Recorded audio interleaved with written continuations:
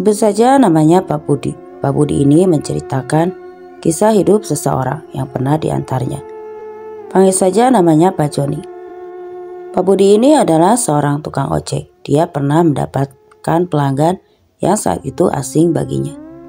Dan orang itu meminta Pak Budi untuk mengantarkannya ke salah satu tempat, dan tempat itu sudah sangat familiar bagi Pak Budi. Orang itu ingin datang ke sana. Satu tempat keramat yang konon tempat ini adalah tempat pemujaan, dan Pak Budi sendiri percaya 100% tentang tempat itu.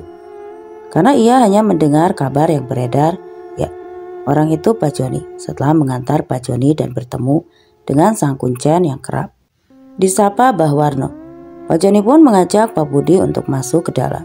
Pak Budi pun berpikir, mungkin cuma sebentar. Akhirnya Pak Budi pun mengiyakan dan dia pun ikut masuk.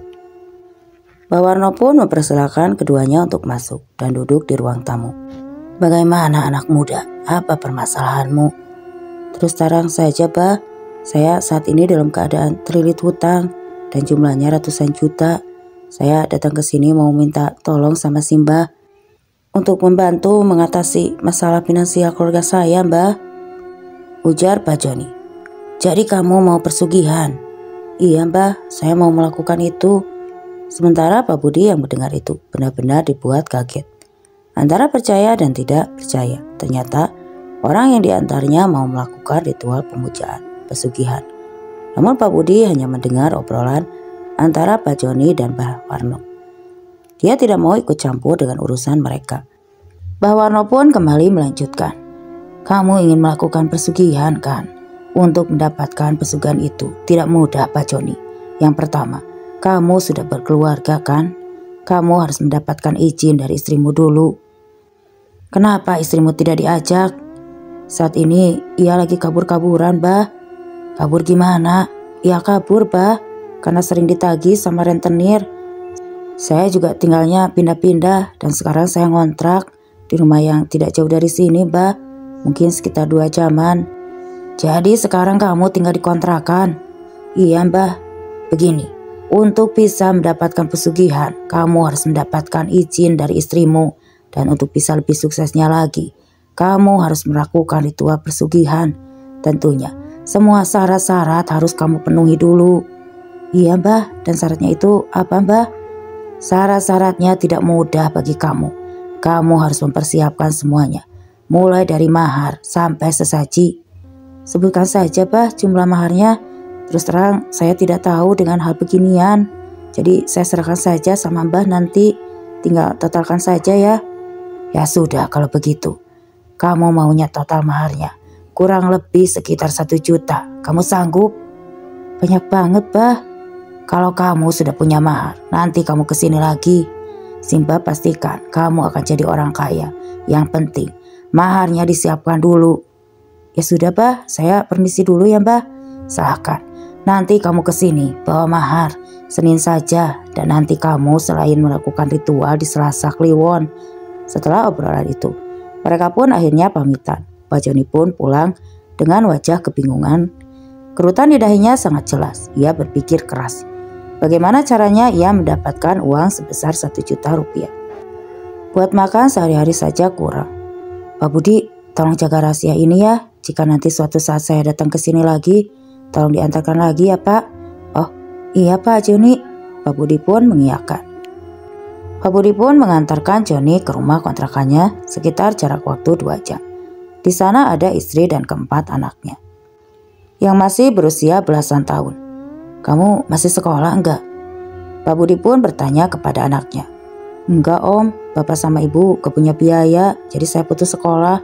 Gak tahu apa saya masih bisa atau enggak. Pak Budi pun terenyuh mendengar itu.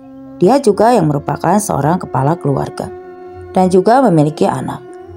Pak Budi terenyuh, kasihan melihat anak Pak Joni yang harus putus sekolah karena keterbatasan biaya. Pak, jika nanti kalau sampean butuh apa-apa, datang ke tempat saya saja ya. Saya di pangkalan ojek itu terus. Pak Budi benar-benar tidak tega melihat kondisi keluarganya Pak Joni. Ya, sebenarnya salah mengantar orang melakukan pesugihan, tapi mau bagaimana lagi? Melihat keempat anaknya Pak Joni yang putus sekolah. tinggal di rumah kontrakan dengan makan seadanya. Pak Budi pun merasa kasihan. Ketika ia akan berpamitan, Pak Budi pun mengembalikan uang yang seharusnya ia dapat dari Pak Joni. Ini untuk anak-anak saja, Pak. Gak usah, Pak. Terima kasih. Ini kan uang Bapak, Pak. Nanti gak apa-apa. Mungkin nanti saya ada rezeki yang lain. Uang itu pun akhirnya dikembalikan. Kemudian Pak Budi pamitan. Entah mungkin sekitar hampir sebulan setelah hari itu, Pak Joni baru datang lagi dengan menaiki angkot terlebih dahulu, lalu turun di pangkalan ojek Pak Budi. Pak Budi, tolong antarkan saya ke rumah Pak Warno, ujar Pak Budi sambil berbisik. Iya Pak, siap. Sepanjang perjalanan itu, Pak Budi sempat menanyakan tentang maharnya. Pak, memang sampean udah dapat maharnya? Sudah Pak, alhamdulillah. Kalau boleh saya tahu, dapat uang sebanyak itu dari mana Pak? Kemarin saya sempat nekat, saya pegang motor dan nyopet. Pak Budi yang mendengar itu pun dibuat terkejut. Astagfirullah, kalau saya ini dibegal gimana? Bisa-bisanya nekat kayak gitu. Itu hal kriminal. Itu dilakukan oleh Pak Joni dengan tujuan agar ia mendapatkan uang senilai 1 juta untuk bisa melakukan ritual persugihan. Waktu itu Pak Budi pun gemetar membayangkan kalau saja dirinya sendiri yang saat itu dibegal. Dia merasa was-was. Pak Joni pun diantarkan ke rumah Pak Warno sampai selamat. Sekitar pukul 6 sore keduanya sampai. Pak Joni melangkahkan kakinya dengan membawa kantong kresek berisikan uang. Permisi Mbah. Oh iya, ayo silakan masuk, duduk dulu. Gimana, sudah bawa maharnya? Udah siap, sudah Bah. Ini saya sudah bawa uangnya. Kantong plastik itu dibuka dan terlihat uang dengan total 1 juta. Benar-benar acakan tidak tertata. Pak Warno pun memanggil salah satu orang kepercayaannya untuk mengambil mahar itu dan membelanjakan syarat-syarat ritual yang akan dilakukan oleh Pak Joni. Setelah uang itu diserahkan Pak Warno dan dibelanjakan, Pak Budi pun berpamitan untuk melanjutkan kerja. Terus saya gimana pulangnya Pak? Memang selesainya jam berapa Bah? Kira-kira ritualnya selesai jam berapa Pak? Pak Joni yang bertanya. Tergantung bagaimana tekad dan nekatnya kamu. Kalau kamu sudah tekad kuat, gak lama. Mungkin 7 hari selesainya. Pak Budi yang mendengar 7 hari paling cepat pun kaget. Pak Joni pun menanyakan kepada Pak Warno. Kalau yang paling lama itu sampai berapa hari Bah? Ya, bisa sampai 100 hari dia bertapa dan ditemui sesembahannya. Jadi tidak semuanya itu bisa lolos. Makanya saya tanya dulu. Kamu sudah dapat izin dari istri belum? Sudah Bah. Ya sudah, mungkin kamu bisa mendapatkan persugihan lebih cepat. Bah, pastikan paling cepat 7 hari. Oh iya, memang kamu siapa nak? Saya tukang ojek. Bah, saya sudah. Nanti 1 minggu lagi setelah hari ini datang lagi ke sini. Kamu boleh pulang, lanjutkan pekerjaanmu. Iya Bah. Pak Joni, saya pamit dulu ya. Iya Pak Budi, terima kasih. Pak Budi pun balik lagi ke pangkalan ojek. Selang 1 minggu, Pak Budi pun diharuskan menjemput Pak Joni. Sesampainya di rumah Pak Warno, Pak Joni sama sekali belum terlihat. Sampai Pak Budi pun menanyakan kepada Pak Warno. Bah, Pak Joni sudah selesai ritualnya apa belum ya? Sudah selesai ritual, tapi biasanya untuk menyempurnakan ritual itu, ia harus sampai sore. Kamu itu datangnya terlalu pagi. Mendingan kamu balik dulu, nanti malam datang lagi ke sini. Nanti malam Bah? Ya, nanti malam. Daripada kamu nunggu sampai seharian, mending kamu pulang dulu. Iya Bah, saya pulang dulu. Kira-kira jam berapa Bah saya harus ke sini lagi? Habis Isya nanti kamu ke sini lagi. Setelah itu pun Pak Budi beranjak pergi menuju ke pangkalan kembali. Dan sekitar jam 7 malam, Pak Budi akhirnya kembali ke rumah Pak Warno. Dan sekitar jam 8 malam, Pak Budi baru sampai. Sesampainya di rumah Pak Warno sekitar jam 9 malam, Pak Budi baru melihat Pak Joni yang keluar dari tempat ritual. Pak Joni sudah selesai Pak? Sapa Pak Budi. Sudah Pak. Namun mereka tidak langsung pulang. Mereka mengobrol terlebih dahulu. Karena Pak Joni sempat kebingungan. Bah, saya ini kan tinggal di kontrakan. Nah terus kamar khususnya saya belum bisa menyediakan. Kamar itu Mbah. Ya sudah nak. Kamu tidak usah bingung, yang penting nanti Selasa Kliwon Kamu datang lagi ke sini. Kamu ritual saja di tempat keramat itu. Kalau kamu sudah dapatkan apa yang kamu inginkan, baru kamu gunakan harta pesugihan itu untuk beli rumah. Tapi kalau sudah sukses, soalnya ini terkait dengan usaha kamu. Kamu harus bikin usaha, maka uang itu akan datang dengan sendirinya. Dibarengi, kamu rajin melakukan ritual. Kamu harus usaha apapun itu. Yang penting, kamu berusaha. Iya Mbah, baik. Setelah apa yang disampaikan oleh Pak Warno, Pak Joni pun akhirnya pamitan dan juga mengajak Pak Budi untuk kembali mengantarnya ke kontrakannya. Di sepanjang perjalanan ada obrolan tentang ritual yang dilakukan Pak Joni. Banyak yang diceritakan, cuma tidak terlalu detail. Intinya Pak Joni itu sudah sukses melakukan ritual dan sudah menyepakati perjanjian. Dia tinggal mendapatkan jalan keluar. Sampai Pak Joni pun meminta sama Pak Budi. Pak, saya minta tolong pinjamkan saya uang 100.000 buat modal istri saya jualan besok. Jualan apa Pak? Modal 100.000? Ya seadanya dulu. Yang penting kan kata Pak Warno itu usaha. Siapa tahu dari 100.000 ini bisa bikin saya sukses. Ya saya ingin buktikan kalau ritual itu benar-benar sudah sukses Pak. Pak Budi yang seharusnya dia mendapatkan keuntungan dari Pak Joni justru harus mengeluarkan uang. Sekitar pukul jam 12 malam, keduanya baru sampai di rumah kontrakan Pak Joni. Pak Joni pun akhirnya bertemu dengan istri dan anak-anaknya yang sudah satu lebih dia tinggalkan. Pak Budi pun saat itu langsung berpamitan karena sudah terlalu larut. Beberapa hari setelahnya, tepatnya Selasa Kliwon. Pak, saya mau diantarkan ke tempat itu lagi, pinta Pak Joni. Pak Budi pun segera mengiyakan dan dia pun mengantarkan Pak Joni kembali ke tempat itu. Namun di tengah jalan Pak Joni meminta berhenti untuk beristirahat. Kita duduk di warung itu dulu, kita ngopi-ngopi dulu. Di warung itu Pak Joni pun menceritakan keberhasilannya dari modal 100.000 itu. Dari modal itu ya Pak, kan saya buat usaha kecil-kecilan di rumah. Ternyata hasilnya benar-benar luar biasa Pak. Hampir setiap hari dagangan itu habis Pak. Setiap harinya barang tambah sampai kontrakan itu penuh dengan barang. Memangnya usaha apa Pak? Kok sampai penuh barang? Usaha sembako Pak. Mulai dari beras, gula, tepung, dan yang lainnya. Wah hebat ya Pak. Iya saya juga gak nyangka. Ternyata hasilnya sangat luar biasa. Sampai saya ngontrak di sebelahnya lagi. Kontrakan yang dulunya itu untuk saya sama istri dan anak-anak itu digunakan untuk sebagai toko sembako. Jadi intinya yang disampaikan oleh Pak Joni dengan modal 100.000 itu, dia sudah merasakan kesuksesannya. Dan Pak Joni pun mengembalikan uang yang pernah dipinjamnya ke Pak Budi. Namun bukan 100.000 ataupun 200.000, tapi 1 juta. Pak Budi, ini tolong diterima ya. Saya sangat berterima kasih. Tapi Pak, saya tidak mau kenapa-napa. Dan ini terlalu banyak. Kemarin kan cuma 100.000, bukan 1 juta. Saya tidak mungkin numalin kamu. Saya juga tidak nulis siapapun. Maksudnya Pak, ini urusan saya pribadi. Jadi sampean gak perlu takut. Kalau sampean gak percaya, bisa tanya sama Pak Warno tentang jenis pesugihan yang saya ambil. Dan kalau sampean belum tahu dan tidak mau menerima uang ini, nanti minta dijelasin Pak Warno. Mereka pun asik mengobrol sembari mengopi. Dan kebetulan di warung itu hanya mereka berdua. Setelah mereka mengobrol cukup lama, akhirnya mereka kembali melanjutkan perjalanan ke rumahnya Pak Warno. Sekitar jam 6:30 mereka baru sampai karena mereka berangkat sekitar jam 5 sore. Karena untuk ritual itu dilakukan malam hari, Pak Warno pun menanyakan kepada Pak Joni.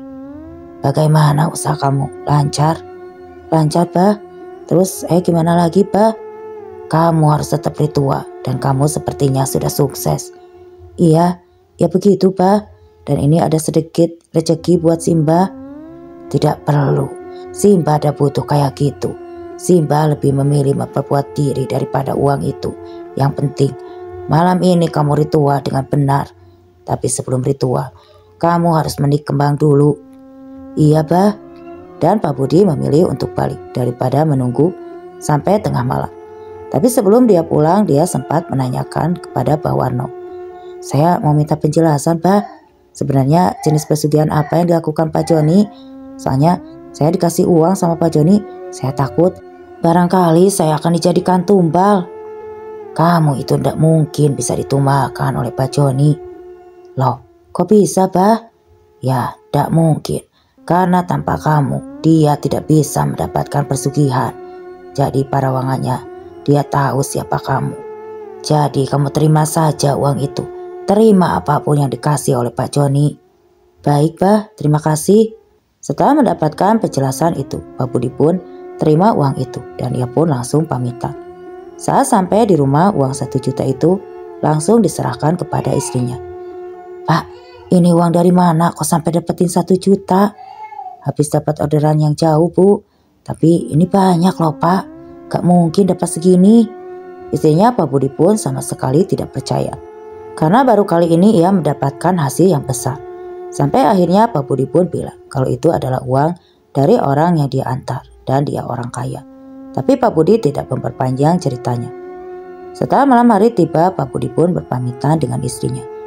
Bu, Bapak harus jemput orang itu lagi ya, Bu. Udah, Pak, hati-hati. Malam sekitar jam 12 malam, Pak Budi harus menjemput Pak Joni. Tapi sesampainya di sana ternyata Pak Joni belum selesai ritual. Hasil Pak Budi diminta untuk istirahat dulu di rumah Pak Warno. Sementara ritual itu akan selesai setelah kokok ayam berbunyi sampai akhirnya. Setelah 4 jam menunggu Pak Joni dan Pak Warno pun menghampiri Pak Budi. Sebelum pulang seperti biasa, Pak Joni diberi wejangan. Kamu harus bisa mendapatkan rumah baru karena tidak selamanya kamu ritual di sini. Paling tidak bulan depan kamu harus sudah mendapatkan rumah karena untuk Selasa Kliwon berikutnya kamu harus ritual di rumah sendiri walaupun rumah itu rumah yang kecil. Yang penting ada kamar khusus dan yang mana kamu harus ritual di kamar tersebut. Iya, Mbah, kamu sudah selesai ritual, silahkan kamu pulang. Lanjutkan kembali usaha kamu, maka kesuksesan akan menyertai kamu. Iya, Mbah, saya permisi dulu. Ya, sekitar jam 5 pagi, Pak Budi dan Pak Joni pun berangkat ke kontrakan. Sampai jam 7 pagi mereka pun tiba di kontrakan. Dan benar apa yang dikatakan Pak Joni. Di kontrakan yang dulu Pak Budi lihat sudah berubah menjadi toko sembako. Wah, Pak Joni benar-benar sudah berubah. Ketika pulang pun Pak Budi dibawakan oleh-oleh berupa jajanan untuk istri dan anak-anaknya. Sampai di rumah itu sekitar jam 9 pagi. Loh, Pak, ini dapat dari mana? Kok banyak banget? Dari orang itu, Bu. Orang itu sukses, sudah punya toko sembako. Sekitar setengah bulan lebih, Pak Joni datang lagi menemui Pak Budi. Pak, kira-kira di sini ada rumah yang mau dijual, tapi jangan terlalu mahal, yang kira-kira 100 juta atau 200 juta. Pak Budi itu bilang kalau dia sempat melihat ada papan penjelasan kalau rumah itu akan dijual. Nah, waktu itu Pak Budi memang sebagai tukang ojek yang saat itu pergi ke kampung dari satu desa ke desa yang lain. Pak Joni dan kebetulan rumah itu memang tidak terlalu jauh dari rumahnya Pak Budi. Setelah mendapatkan informasi tentang rumah itu, Pak Joni pun langsung pergi ke sana bersama Pak Budi. Pak, tolong antarkan saya ke pemilik rumah itu ya. Mereka pun bertemu di hari itu. Kesepakatan harga murah itu pun kini sudah hak milik Pak Joni. Dan ternyata rumah itu hanya digunakan untuk ritual saja. Dan mereka sekeluarga masih tinggal di rumah kontrakan. Hanya malam Selasa Kliwon saja Pak Joni datang ke rumah itu untuk melakukan ritual. Setelah selesai dia akan kembali ke kontrakan. Tidak butuh waktu lama, hanya setengah tahun Pak Joni sudah menjadi orang sukses dan memiliki toko sembako. Sampai kontrakan itu pun akhirnya bisa dibeli oleh Pak Joni. Termasuk beberapa petak kontrakan yang ada di sebelahnya dengan harga 2 kali lipat. Tapi bagi Pak Joni itu bukan masalah besar karena dia bisa mendapatkan uang itu dengan mudah. Ritual itu pun berlangsung sampai di tahun berikutnya.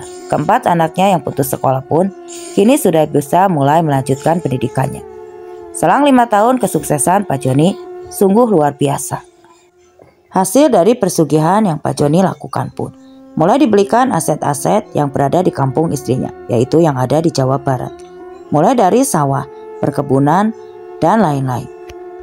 Sampai salah satu anak dari Pak Joni ada yang sudah berkuliah dan semua kebutuhan pun sudah tercukupi. Akhirnya keluarga Pak Joni pun pindah ke Jawa Barat.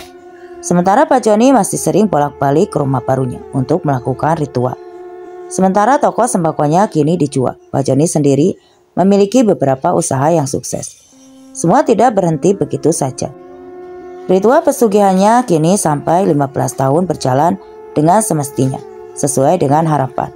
Semua anaknya mendapat harta warisan yang begitu banyak, termasuk anak pertamanya yang kini sudah menikah dan ikut berkecimpung di dunia bisnis Pak Joni.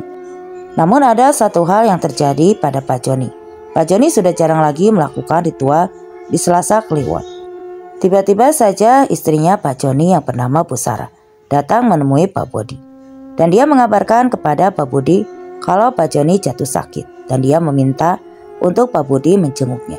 Pak Budi pun akhirnya berangkat bersama Bu Sarah mengendarai mobil pribadinya.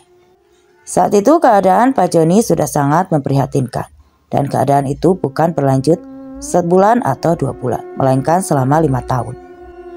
Dia sudah lemas dalam keadaan tidak berdaya, seperti orang yang sudah lumpuh.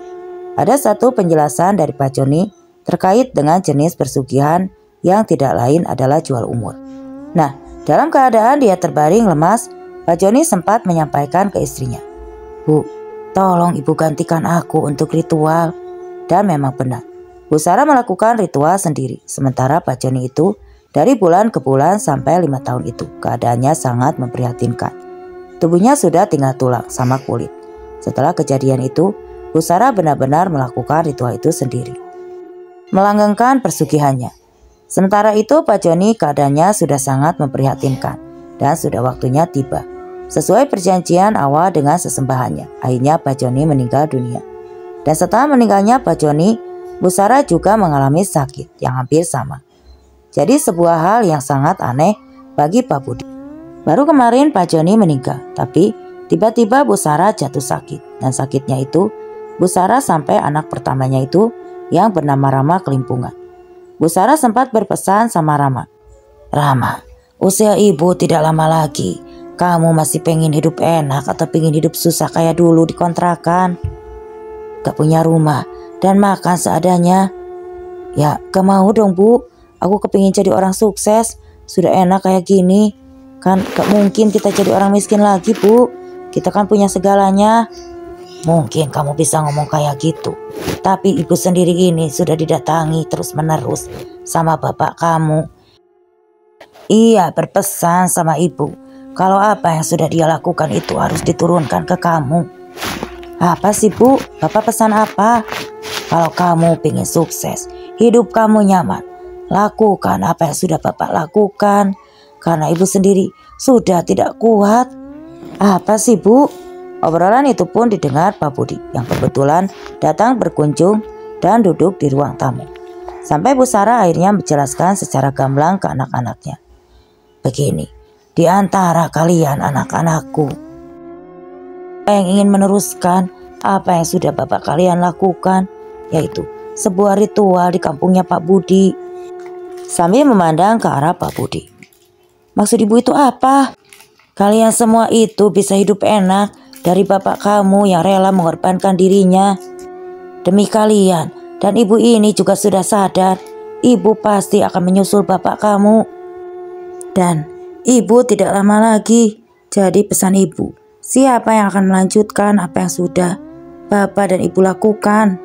Tiba-tiba Rama memotong, "Aku siap menggantikan posisi ibu." "Tapi kamu sudah izin belum sama istri kamu?" "Ya belum Bu." "Ya sudah, Pak Budi, tolong antar anak saya ke tempat Mbah Warno untuk bisa mengetahui bagaimana cara ritual yang sesungguhnya. Dan juga nanti tanya apakah bisa kalau tanpa izin istri ritual itu bisa dilakukan." Dan setelah mengobrol panjang lebar tentang pewarisan ritual pesugihan, sampai akhirnya Pak Budi mengantar Rama. Saat sampai di rumah Mbah Warno pun sudah sangat sepuh. Dan Rama pun bertanya tentang perizinan itu. "Kamu harus izin dulu sama istrimu, karena ritual pesugihan itu harus bekerja sama dengan istrimu. Jangan pernah berani-beraninya kamu melakukan ritual itu tanpa seizin istrimu." Rama pun menuruti apa yang dikatakan Mbah Warno. Mereka pun memutuskan untuk kembali pulang. Jadi Rama sudah tahu apa yang sering terjadi dan bagaimana kesuksesan itu mudah diraih dalam kurun 15 tahun. Namun di tahun berikutnya petaka datang. Karena Rama tidak mendapatkan izin dari istrinya, Busara, dia sudah tidak sanggup lagi untuk melakukan ritual. Sementara Rama yang ritual tanpa izin istrinya, justru malah semakin tidak menghasilkan apapun. Justru usahanya jatuh bangkrut sampai rumahnya pun dijual. Rama yang terobsesi akan kekayaan pun terus membujuk sang istri agar mengizinkan dirinya melakukan ritual persugihan. Sekeras apapun bujukan itu, istrinya Rama tetap menolak. Alhasil ritual yang dilakukan selama ini sia-sia.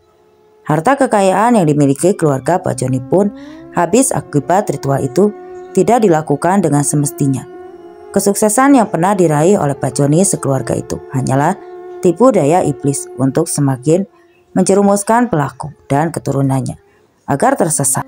Tidak percaya pada Sang Holik, yaitu Gusti Allah Subhanahu wa Ta'ala. Berawal dari hutang yang sangat banyak dan demi bisa melunasi hutang itu sampai jual umur untuk bisa melakukan ritual persugihan dan hidup dengan bergelimang harta. Namun justru itu semua hanyalah mengundang petaka bagi keluarga Bajoni. Busara pun sudah meninggal akibat persugihan jual umur yang sudah disepakati dengan sesembahannya. Anak-anaknya hingga kembali berpindah-pindah tempat tinggal dan bekerja serabutan untuk bisa membeli sesuap nasi. Semoga cerita ini bisa bermanfaat untuk pendengar. Sesulit apapun kita dalam melunasi hutang, jangan sampai menggadaikan umur kita ke lembah jurang. Oke teman-teman, itulah untuk kisah kali ini. Bagaimana menurut kalian tentang kisah ini? Terima kasih yang sudah mampir.